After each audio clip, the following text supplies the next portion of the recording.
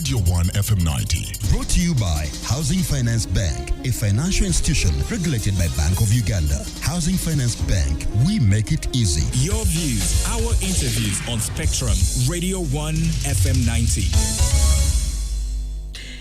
A very good evening to you, and thank you very much for joining us for this edition of Spectrum. We are live on Radio 1 FM 90, live on our website, www.radio1fm90.com. While on that website, you click on the icon with the word Listen Live. Now, this radio station is also live on the different radio listening apps. Those can be obtained from the Google Store of your smartphone. You download any and you look for Radio 1 FM 90, and as long as you have an internet connection, you'll be able to listen to us. We also have another option, which is DSTV. Our audio channel there is 897. We also have two ways for getting feedback from you, the listener. One of the ways is actually to send us a message via the WhatsApp line, which is 0703 090 090. The other option is actually to call in, time allowing. I'll open the phone lines for you to actually do so. Today we'll be looking at the unending questions around compensation for persons, projects affected persons in the oil and gas sector. Now, Uganda is targeting to begin producing its oil towards the end of next year, and to support that effort, the government had to acquire land for the key infrastructure that will support that effort. Now, in order to access that expansive piece of land, the owners had to be compensated. Now, while the government says that the land acquisition process has been handled well, some project-affected persons and stakeholders, especially in the NGO sector, are crying foul. Now, on Tuesday, lawyers representing some of the project-affected persons spoke to the media in Kampala. Now, among other things, they accused the government of allegedly conniving with oil companies to mistreat Ugandans, and alleging that their voices can no longer be heard even in courts. Now, the lawyers said that the houses of the affected persons are now being demolished because they have refused to accept peanuts as compensation for their lands. They have now resolved to seek intervention from the East African Court of Justice and other UN agencies. So this evening, we want to understand what the issues are and why is government not ready or willing to meet the valuation of the land the owners are looking at, and the best way forward for this country when it comes to issues of land acquisition, especially in the era of mineral development. I have two guests in studio. Let me introduce Mr. Ali Sekatawa, Director Legal and Corporate Affairs at the Petroleum Authority of Uganda. Good evening, Mr. Sekatawa. Thank you very much for joining us on Spectrum. Good evening, and thank you for hosting me.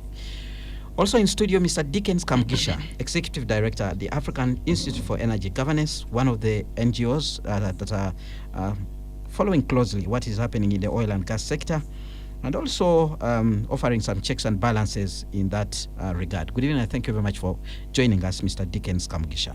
Yeah, good evening, Kenneth, and good evening, all listeners. I'm happy to be here with my friend here. Yes. All right, and I'll begin with you, Dickens. You've been following closely and advocating for the rights of project-affected people in the oil and gas sector. Now, this week, we saw lawyers who actually came out to speak on behalf of some of the affected people, and we also saw some of those affected people actually coming out. I'll use the word allegedly because I've seen somewhere some people actually claiming that some of those people who were at that press conferences are not actually project-affected people. Let's begin with you. What exactly are the issues when you speak to these people? Yeah, I think whether allegedly, whether it is real, these are things that you can verify. But if you look at the compensation and the oil activities and the impacts in the oil region, you begin from 2012, when actually government displaced over 7,000 people. And of those people, those who were stranded for land were resettled in 2018 after suffering from 2012 to 2018. When they were told that they are going to be given houses on a case-by-case basis, afterwards the government decided to put them in a camp. And today they are in a camp. So when we talk about compensation, you look at the Comparison and Acquisition Act, which was put in place in 1965. That was immediately after the colonialists. Up to now, it is the act that is being used. It is the act that the government is using actually to harass people. That act, one of the sections, I think is section 20, provides that the government is going to put in place regulations for the assessment and payment of fair and adequate compensation. So in other words, that you would have regulations to guide on what is fair, what is adequate, and what is prompt. Imagine 1965 today, we don't have those regulations. So what happens is that these government officials, they go to the different communities, then they have the chief government valuer here, who is supposed to determine a mango tree, an avocado tree in those small villages, and yet something to be fair, something to be adequate, should be based on the value in that specific area. And Value of the what? the value of the properties. The properties. Yeah, because you have land, Mm. but on the land, there are those different properties Mm. which are supposed to be compensated. And you expect the chief government valuer seated here in Kampala to actually determine the prices of those properties. Mm. But especially when it is here in Kampala, or for people who are educated, the rich people, they get a lot of money from compensation. But those village people who even don't know what is fair, what is adequate, what is prompt, what government has been doing in all those affected people, they go to your press, they say we have assessed your property, your land and the property on that land. They go back and say, wait, don't use your land until we come back to pay you. 1 year, 2 years, 3 years down the road, they have not paid you. But the value they gave you 3 years ago has actually been taken by the inflation and everything. And many of the grievances are stemming from that. So when the companies and the government come back after 2-3 years of cut-off date, they say, you people, if you don't want to give you what we want to give you, actually go to hell. So the majority of the families have been weakened, majority of the people have been disrupted. So what happens is that the majority will accept whatever is given. Those who have some stamina are the ones who continue saying, you assist our properties 1-2 years ago, the values have reduced. Now even if you pay me for 1 acre of land or 2, I cannot go somewhere else and buy the same piece of land. Mm. I can't replace those other properties.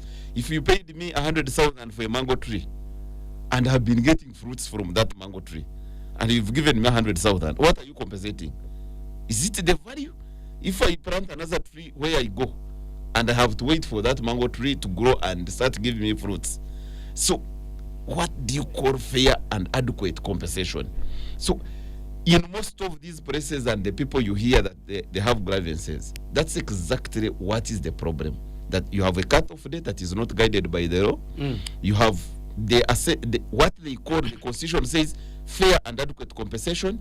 It is not guided by the law. Mm. The chief government valuer and decide to do what they want to do.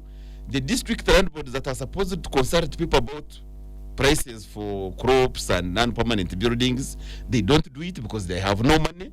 So you are at the mercy of Mr. R.C. Katawa and his friends, All right, who decide what to give to people. And the people are saying, no, right, this is our survival.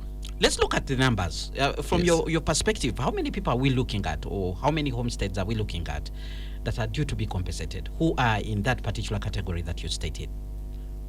You mean because you have the Terenga project affecting thousands of people, you have the Kingfisher project affecting thousands of people, you have the ECOP affecting thousands of people, the refinery area affecting thousands of people. So at the moment, it is not very easy to actually know how many people are still.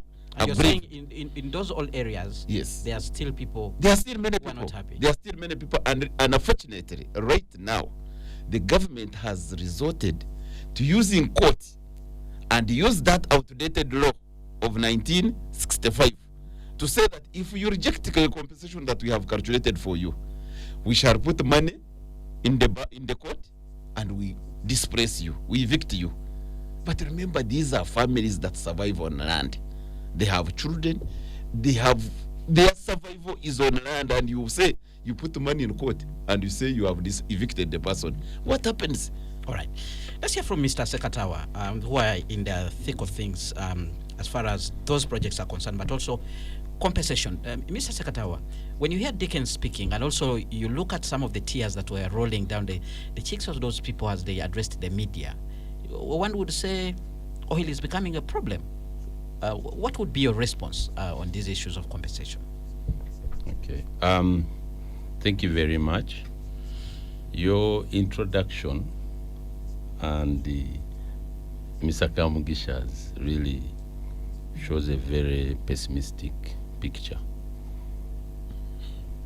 But it is one which is very contrary to the reality on the ground. The reality is that from 2017, including where he started in 2012, for the refinery land, government engaged the communities. Because as Dickens correctly said, the compulsory acquisition of land for public purposes is as old as Uganda's independence. Because otherwise, how would you get all the public roads we have in this country? Power, dams, and all that. It's an old principle. It's a common law principle in all over the world. In 1995, that principle was put in the Constitution. It's the only exception to the right to property.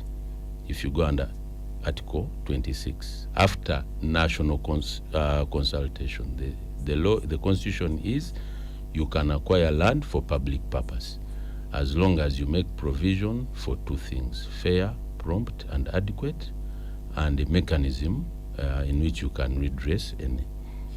Now, for the project refinery 2012, as he said, close to 7,000 people that were affected, options that were put on the table, all the people were consulted. Options are, after government has gazetted, they do land for land. If you have land, you can go and choose an area, you are given land. 2, if you have a home, a primary house, you choose and you get a house. 3, cash compensation. So from the onset, whatever Dickens has said, you have a choice. Okay, if government says there is a road here, the first choice is, do you want land? Get somewhere, we buy for you. Do you want a house? We can build. Do you want money? The government valuer goes through a process which involved the local communities, the district land boards, to establish the value of the crops. If government valuer doesn't establish the value of the mangoes, it is left to those communities in consultation with the regional, with their representatives, and then the value of land, which is based on market rate. Then you choose what you want.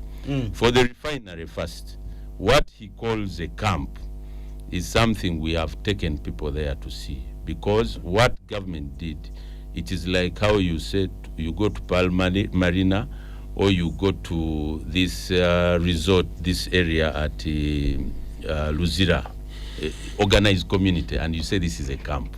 What government did is to do an organized community, put schools, put power, put roads, put a church, put a mosque, and build. And it was made a choice. If you want to go there, there is land nearby, you can choose to go there. Dickens and his colleagues go on plots of land. Yes, even titles. Remember, these communities were living without titles. So the choice is: do you want land for land? Yes.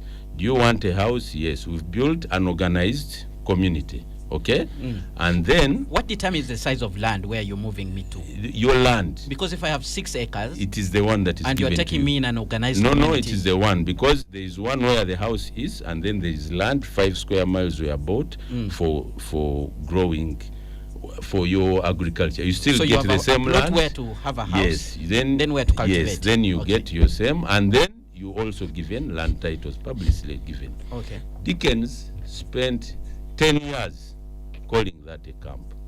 So we said, okay, Dickens and your colleagues, let's give a choice. When we went to Tilenga and Kingfisher, we said we shall not do an organized community. We are having a choice. If you are affected, you can choose land, you can choose a house. you can also choose money. So you mean Dickens scared you? Not Dickens. But- When I say Dickens, I mean the likes. Dickens is the number 9 of all the anti-project campaigners. He's the main spokesperson. When I say him, I mean it. He's the field marshal. He's the field marshal. Really? And we said, okay, we don't want to really spend a lot of time on this. Let's have choice. We now go in Kingfisher and Tilenga. First of all, in the refinery, 99% of those people accepted willingly. Those who took money took it. The houses took it. My brother here has 11 clients, 11 out of all that number. And that's normal. That's standard. If you go to UK, like they are expanding the airport, you will find the opposition in terms of land acquisition is between 10 to 20%. We are dealing with less than 1% in a community. So when we went to Tilenga, we said, okay, the 3 choices are still there. Land for land, house, and money, whatever you choose. But this time, you can choose where you want. Okay? Choose a plot there, if you choose in land, and then we can build a house. Then we said, the house must be of a minimum standard. A minimum bedrooms, 2, a lounge, sitting room, a dining, a toilet outside, a kitchen, solar, water, and all those amenities. It is a first-class house, regardless of what you had. Whether you had a hut with 1 room or 2. That is where now my brother has a problem. Again, 99.1% of the, actually for Kingfisher, 100%. No problem. We don't have a dispute in Kingfisher. They are going there right now to start telling people, they gave you land, you accepted, come to Kampala. And people say, no, we don't have a problem. For Tilenga, 99%. And they accepted. They are all okay. They are happy. You can go and verify. There are 42 people. 42. Out of 5,000 people that are affected. 42. Knowing the nature of the land tenure system and families and so on in Uganda, you can understand what I'm trying to tell you. 42. Those 42, after engaging them for close to 5 years, by all government ministries, departments, and so on, including NGOs. When the NGOs came, we told them, can you go and talk to these people? Those 42 fall in 3 major categories. 1, there's a category that has around 8 people. Okay? 8 to 9 people. Same family. No, different, but grouping. Location. Okay. They don't have a problem with evaluation. They just have what you call disputes, horizontal, between you and my brother. We agree the money or the house, but we don't know who will take it. The second category are those who said they do not want the values. Okay? Those are maybe also around 10 or 12. And then you have the third category, which are almost speculators. And I will tell you they are speculators because some of them, Dickens is an anti-corruption crusader. I don't know whether some of these people really has looked at his clients, because you find a person who has a plot of 30 by 50 decimals. And he says he had in trees of 3.5 billions. You go there and say, even if I planted each tree on top of the other, they can never fit. And that is a person who is here telling you, I rejected the value that was. So you have a group of speculators. Then the last group of speculators, there is that one for small plots claiming, and then the second is people who speculated along the project and came because they knew, they had seen the value of the houses. So they would come at night and build houses. But good enough, we had, based on experience, done videos and audios of that area, and the pictures, they are there. In that when the person is building and so on, that evidence was presented. Now that's the person who says, I have not. Then you have one genuine person, one, and is the one out of 5,000 people. This genuine person is the one, I think, one of the major reasons. He has a home, it's a genuine home. He's one of the people who said... Is that the man called Barikenda? Yes, that one is a genuine pap. He has a home, and he is the last person. And what are his facts? He has a home, some crops were affected and so on. He accepted. He was paid money for crops and all the affected items. He also accepted. He said, I want land with his relatives who were affected. He chose the land, he chose the plot. It was bought. He also accepted. They showed him the house which is going to be built. He accepted it and signed. The house was built and completed. After the house is completed, all other family members relocated. Then he started changing his mind today, tomorrow, and so on. What happens? The law says if you have engaged someone for 5 years and disagreed, that law he has read says now, being a public project, you go to court and ask for court for guidance. That process was taken. When this gentleman came with his lawyers, if you look at the ruling which I have here, court has said after 5 years, you asked for a house, it was built for you, it is there, you have refused. Even if you are still doubting value, you can urge value from the other side. So court gave the orders for relocation. One person. When I see people who were all there saying they destroyed their houses and so on, I challenge any one of them, because he was not actually one of the people that I saw on the TV. Thank you. Dickens, we have heard from Mr. Sekatawa. What would be your response? He seems to suggest that acquisition of land has gone on smoothly, and like he's saying, there's only one person who is the problem. The rest could be masqueraders. I think when I was starting, I stated, today, we don't have a regulation in as far as assessing what is fair, what is adequate, and what is prompt. I'm very sure, Ali, if he was to be honest. But when you go in a village, you can ask around the value of an acre, and you're told how much an acre. But you see, like, you can ask, for example, today, if you say this table is say 5,000. Someone who comes after you, is this table still 5,000, or it may have changed, maybe up or high or low? So I'm very sure, like, when he's talking about like the refinery, people were allowed to go and select the land they wanted. He knows for sure 100% that people made a decision to say, I want land for land, I want cash. Those who asked for land, for example, 2012, June, they cut a cut-off date. They put a cut-off date. A cut-off date means you cannot utilize your land. Like build a permanent thing on your land, you can't. All right. In 2016, 2016, government went and bought one piece chunk of land, big chunk. They cut off in the middle plots. Each family was given a plot of 50 by 100. But remember, these are village house. These are like our local people. They extended family. The extended family. You have the main house. You have a son or two or three. They have to build around you. But this person, who says they were making a modern village.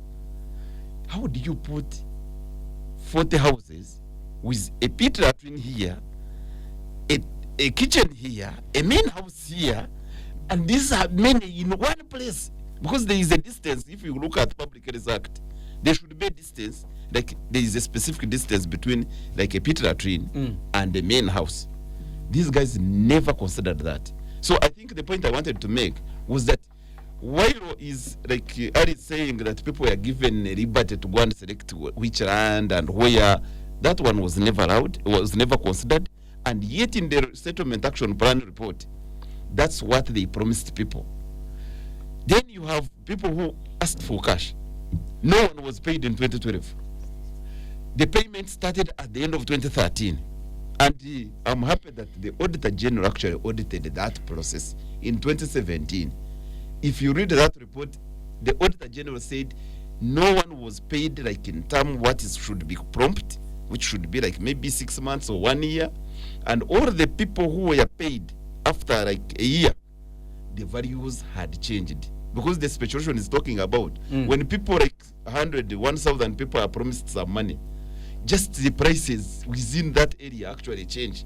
Not because even people know how much is the value, but because people are speculating. All right. So no one actually was able to buy the same piece of land that he lost in their final. All right. Spectrum on Radio 1 FM 90. We want to go for a break. One of the key things I've seen that has actually emerged is the time you take over the land of the person and when you actually get to compensate them. So we'll be trying to hear from Ali. Why do they delay to compensate people? Hence, causing this kind of upheaval that we're seeing, where people are saying, well, 3 years down the road, I've not been using my land. The value has changed. Why don't you just pay off somebody the moment you approach them and they accept to give you their piece of land? Let's go for a break now.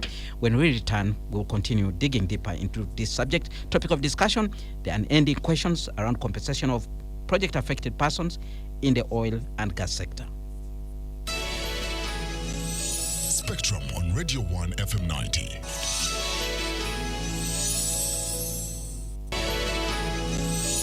Spectrum on Radio 1 FM 90. Well, thank you so much for staying with us on Spectrum, live on Radio 1 FM 90. My name is Kenneth Lukagandason, your host. My two guests this evening, Mr. Ali Sekatawa, Director, Legal and Corporate Affairs at the Petroleum Authority of Uganda, Mr. Dickens Kamgisha, Executive Director at the African Institute for Energy and Governance, who has been baptized with a new name today, Field Marshal of Anti-Development. What's your take on that title, new title? No, of course, I really must say, some government officials, by the way, I need to remind our listeners, at one time I was also a government official.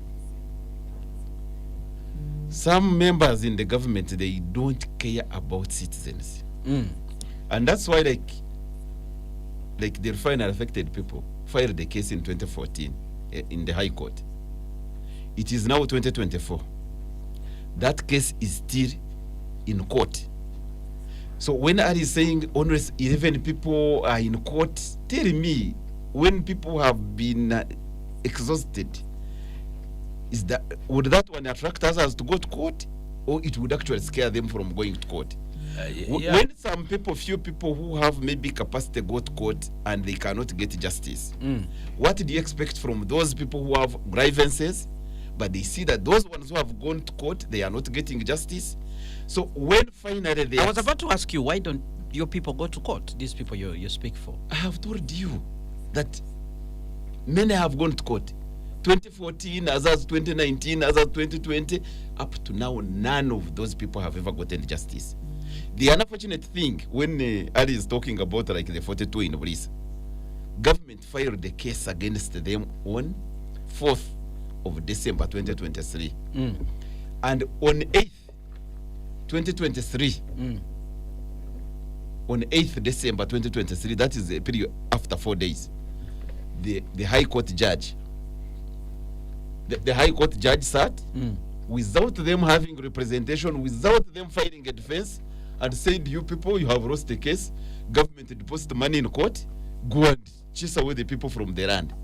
So for them, 2014 and 2019, 2020, they are in court, they are waiting for justice. Government goes to court, within 4 days, you pass a judgment against 42 people. All right. And even to make it worse, that Ali is a lawyer. That case of 42, it was a case filed against Kenneth Rukwago, against the Krani, against the family. That has never happened in the judiciary, in our judiciary. But here, that the judge accepts that someone filed the case against the Kran of Nchende, against the family of so and so. But who is going to defend? All right. Let's hear from Ali Sekatawa. Two issues first. Before we went for a break, I actually promised the listeners you'll be responding to that issue. Why do you put a cutoff date and don't pay people on time? Then you'll also respond to this issue that he has put across, the issue of you using courts to actually frustrate the project-affected persons. First of all, I think the unending complaints by the NGOs, and I will say certain NGOs, not even the PAPs, because as I've shown you, 99% of the PAPs are happy. you can bring all of them here. These people move with 3-4 people permanently. So the unending complaints by these anti-development NGOs on this issue, for example, the issue of cutoff, I have been here before.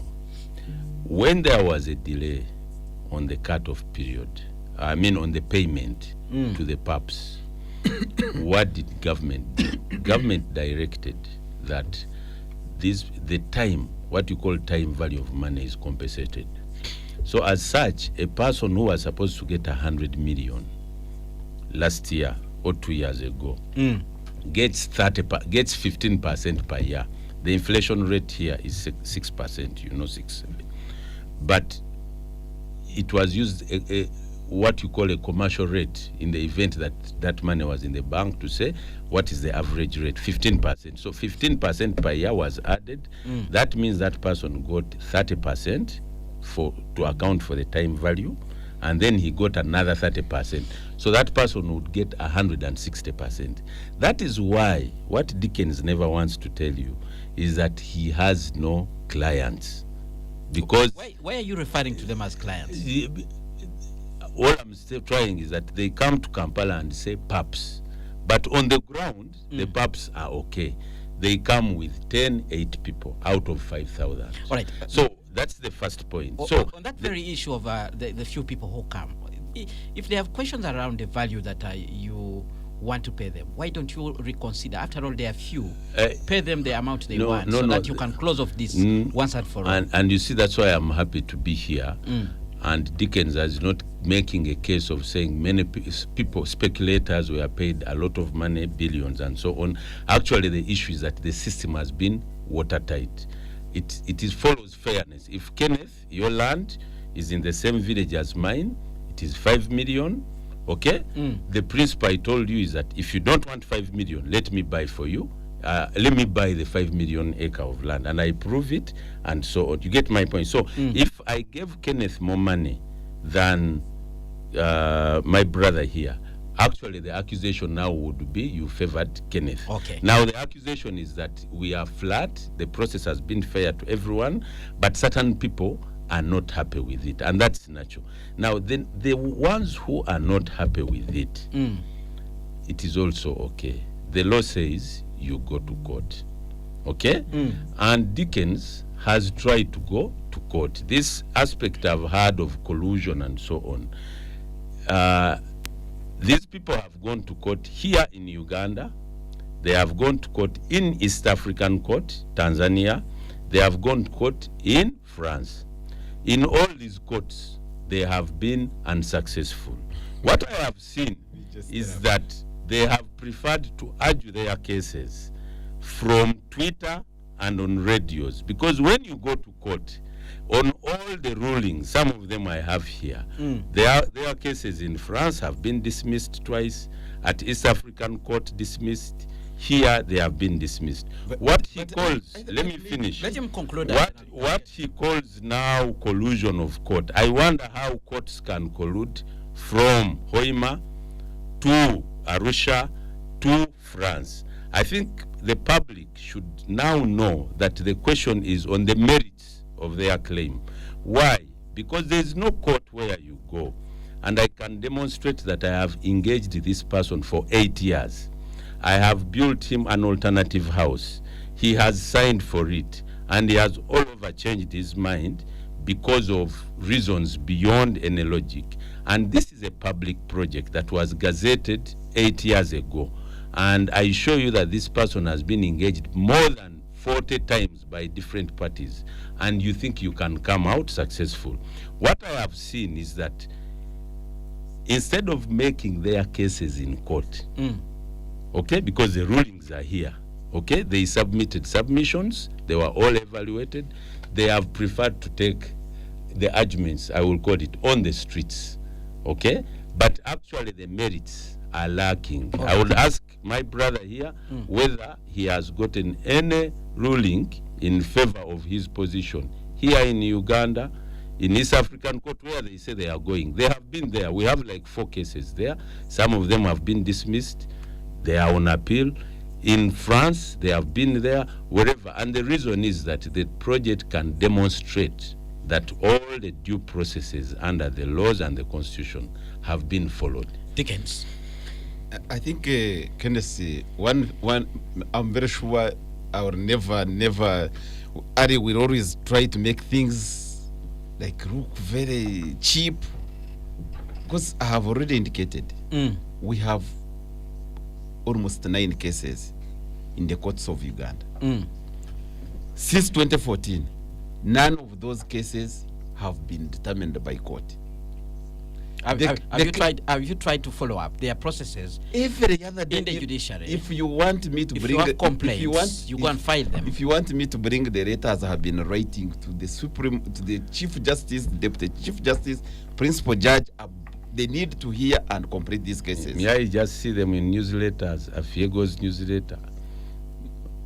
That's why I'm saying that they have concentrated on the PRS aspect, not the actual due process. No, I think, Ali, let me just say what I'm saying. Is that people have filed cases. The courts create an impression they have no time. When the government files cases against the people, those people, the cases are determined in 4 days, 1 week, and these are the rulings that he's talking about. But I think at the end of the day, whether, for example, you have Afiego as a field marshal, you have Afiego anti-development, there are things you can't actually do a shortcut. And I still believe that, government, it is in the best interest of government to ensure that if you are doing a project, this development that we are talking about, it must be for the people. If you say, oh, it is a government project, so it must go on, you don't care about because can you imagine Let him conclude. Can you imagine that this government, even like whether it is a Terenga project, whether it is Kingfisher project, where he says it is 100%, whether it is the ECOP, you government other than the companies, do you ever go and do evaluation and say, yes, we affected so many people, which families have children, have women, have everyone? Can we, after 6 months, after 1 year or 2 years, evaluate and see the impact that we have made on this one, whether it is positive or negative?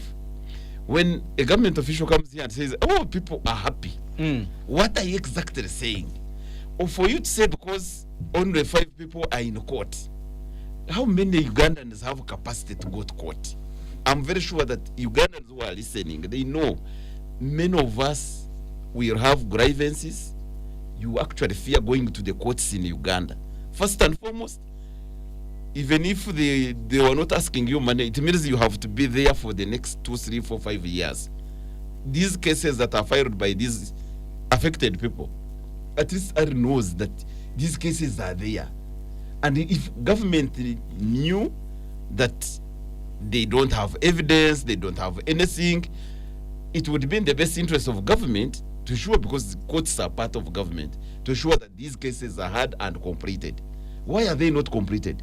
If really the people don't have a basis, they don't have a case, the case that is being talked about in the South African Court of Justice, Ari knows this case was never heard on a merit. It was dismissed. It was dismissed on the basis What about in France? No, it was dismissed on the basis that it was filed out of time. So it was not heard on merit? Not at It all. was dismissed. No, but you see, like for you want to argue as a politician, but you are a lawyer, a case dismissed on the procedural issues. Yes, it is dismissed, but it is not that the person doesn't have evidence, doesn't have anything. Secondly, this case is in the court. On appeal? Yes. Appeal is the case. Yes. So secondly, the case in France Ken was also actually dismissed on procedural grounds. Yes. It is in court. No, So- Ken, all I'm trying to say Yes. is that one is government works for the people, and the people are the 99 I am talking to. No. I think that is 99%. Now, for someone to sit in Kampala, if- listen, if for someone Ali- to sit in Kampala, Ali, as a lawyer, if Yes. you're using a human rights Yes. approach, One person is Yes. one person matters. yes, and it's very important. I agree with you. I'm a human rights person, advocate. don't. No, I am. So the 99 first is to tell you that those ones are happy. They are there. And they have been touted. Many of them, I can give you evidence. Many of them are being touted to say, come and react and so on. When you look at the last 3 years, the last 3 years, the purported demonstration where placards are written, the handwriting on those placards is the same.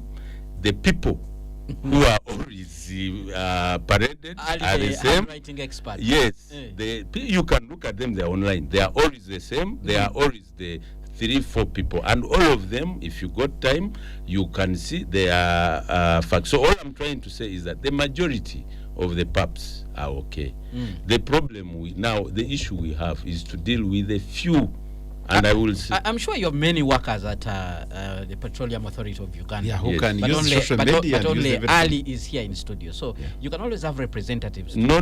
These are not representatives. They are individual claimants, and their claims are clearly isolated.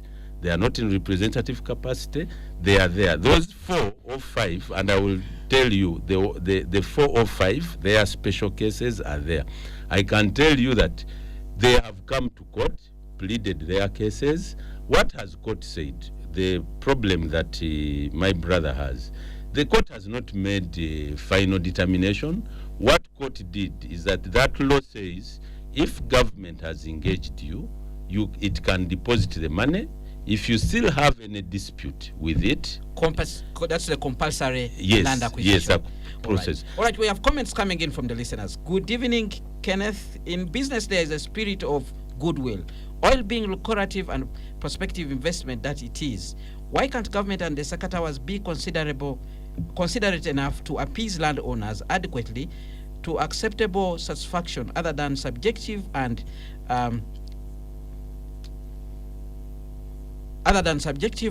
disturbing methods? I previously said that all the oil sector did well. All that the oil sector did well was to hire smart spin masters like Ali Sekatawa. Those two can calmly sell the whole of Uganda properly. He mentions another name, Misara Banage. Who is this? That's a gentleman called Richard. I'm not a spin master. I give you facts. The problem is you don't want to listen to facts. You're going to respond. We have another comment. Is Dickens telling us the truth, or he is earning a living? He seems to oppose everything and just wants to keep the funding coming. That's another comment there. Franco from Kawempe writes in and says, delayed hearing and justice is another unlitigated matter outside the physical court. What is the government doing about this? Money is spent, time is spent, and at the same time, and at the end of the day, justice is not delivered. That's another comment. We have another comment coming in from Yiga Samuel Mary, who is listening in from Namlondo Zone, Boyogerele. Says, thank you for the show. The main cause to all delay is corruption and sometimes many middlemen involved in the process of evaluating the land. I have listened to both gentlemen and I believe Ali more than Dickens. That's another comment. Thank you. Whereas the project may have shortcomings, the effort by government is commendable. Dickens Group should focus on guiding the unhappy resettled people as opposed to fighting the project. That's a comment from Fred there. Well, those are some of the reactions that we have gotten from the listeners. I wonder who wants to go first. Yes, Dickens. I think one point that I need to make our listeners understand, the 99% that Ali is talking about, first and foremost, if you look at the attacks on civil society by the government security people, harassment, intimidation, arrests, detentions, you look at the harassment of the communities in the oil region, is that you may go there actually, because these days, even if you go there and someone is not happy with what you are doing, because they know the implications of them expressing themselves, they will keep quiet. And actually now that is where most of some government officials, like naive people, think that people are happy, people have accepted compensation. But what do you expect? That I'm not happy with the compensation. If I say I'm not happy, you harass me, you arrest me. When I go to court, the court will never hear and complete my case. What do you expect from people? All right. Kenneth. Mr. Secretary. Kenneth, I think there is a world on the ground where we all, and it is an open ground, we invite everyone to go. There is also a world where my brother Dickens and his very, very few colleagues live, because we have over 300 NGOs operating in that area. We have over 7,000 pubs. What picture Dickens paints is actually more of in his mind than what is on the ground. I can assure you that our job has been to make sure that the process is fair. I am very, very happy that all the people, the first problems we had were speculators, land titles that had been formed in that area by different speculators. We smoked all of them out, and I'm happy that we are not dealing with any the way the gentleman was saying, corruption and speculators and so on. We, and Dickens can testify that actually the problem, the people we are dealing with are the actual people on the ground, because the speculation problem was resolved. Now, just like any other process, any of us here live in this country, there are so many land tenure issues.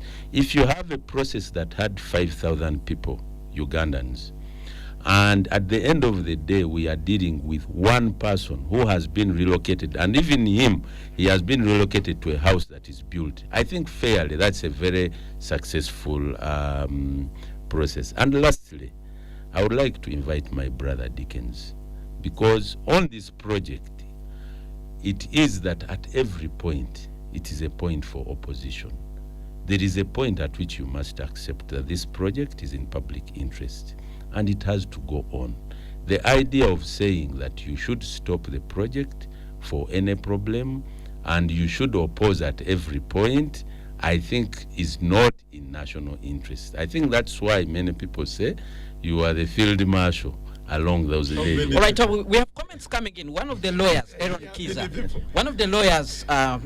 actually writes in and says, Ali is not explaining the unexplainable injustice of why a court determines government cases against PAPs in 72 hours, while it cannot determine cases brought by PAPs against government after several years. 2, why did Total demolish a house after getting the demolition ruling without following the execution law that requires 90 days of notice after the order? That's a comment there that comes in from Aaron Kiza. Then we have another comment. Dickens and team should try and spend that money on livelihood improvement activities for communities instead of keeping them perhaps in a state of continuous litigations. And this person says, thanks for the show. And it is Gloria Sebikari, who works with you at the Petroleum Authority of Uganda. Then we have another comment. I have known Mr. Sekatawa for quite some time, and he's a very honest man. He's a great advocate for local content in the oil and gas sector. OJ Dennis with that comment. Then we have another comment. Would Ugandans be happy if revenues from their oil is now spent on appeasing the likes of Dickens and his sponsors through unlawful compensations? That's Alex Mugwanya with that comment. Gentlemen, let's wrap it up Alex. and leave the studio. Alex is part of Sekatawa. Alex is part of Sekatawa. I don't know him. So but for Kiza's question, as a lawyer, doesn't it disturb you that certain cases are not heard on time, but others? First of all, I do not speak for the judiciary. You don't? No, I don't speak for the judiciary. You speak for what? I speak for And Petroleum Authority you're of not here Uganda. to speak for the judiciary. Yeah, I don't speak for the Asking you judiciary. But to I have answer also seen many cases. An like, office of court. let me ask you, like the anti-corruption case, it was put and public interest, and it was heard within time. So I don't speak in terms of scheduling of cases. I think that is a question that should go with the judiciary. But the question I want to ask the Kiza, question is asking, in your opinion, yes, as a lawyer, as a Ugandan, yes, is it fair that cases filed against these poor people yes, by the government yes, are heard and completed in a short time? yes, Cases these poor people file against the government, yes, they take yes, ages. So the people, let me give the people, for example, who are subject of this matter, this one, okay, none of them had a case against the government. No. Okay. Actually, for your information, for example, Jeros Mugisha. No, I'm on Fred. Let me finish. Can I finish? So, and the only application, you know what you call a case. This was just an application to deposit money to court pending those disputes. And for me, it's a very simple Which dispute now? your valuation dispute. If you want, because that application, if you go under the land acquisition rules, it says if you have refused the money, government can Will apply, deposit it in court, take over the land, and then you at a continue certain with your date when the court determines you continue with your valuation dispute. all right. And that's Gentlemen, the application, and I don't find any. This discussion. It is very sad. Dickens, your way forward. You know, how do we deal with this I'm issue? still hoping that this government can be sober enough to know that the citizens of Uganda, especially those in the oil region, are the ones going to provide the security to the infrastructure they are talking about. They are the ones supposed to be the main subject as beneficiaries of these projects. But if the same people you use harassment, arrest, detentions, you suffocate them, they don't speak, and you say they are happy when you are here on the radios, it is not to be good. The Comparison Land Acquisition Act that is being used to destroy these communities. It was an amendment in 2016 when the government wanted to amend Article 26. So you think it's an archaic law? Now they are using this law. They are using the court to indirectly amend the constitution. All right. And my friend Sekata, one day, all right, you will become a victim of that indirect manipulation. Very quickly, your closing remarks, Mr. Sekatawa. Mine, I think the arrest, intimidation, and so on, in my view, is a figment of Mr. Dickens' imagination. The ground, if there is an arrest or intimidation of anyone, there is a Petroleum Authority as a regulator. We are mandated. There is Human Rights Commission. It has not really happened in the manner that is being said. The majority of the PAPs are happy. I think, Ken, when someone comes here and says houses have been demolished, it is good for you to ask him, good journalist practice, how many are they? All right. Okay. With that, we come to the end of Spectrum, but I think the best solution would be you two people to actually go on the ground and deal with the grievances. I am from the ground now. Inviting him to go. With that, and we come see to the end of people. Spectrum. Up next, we have the news in English with Miss Josephine Dagano. Thereafter, we'll have the Soul Train from me and the team. It's a good night.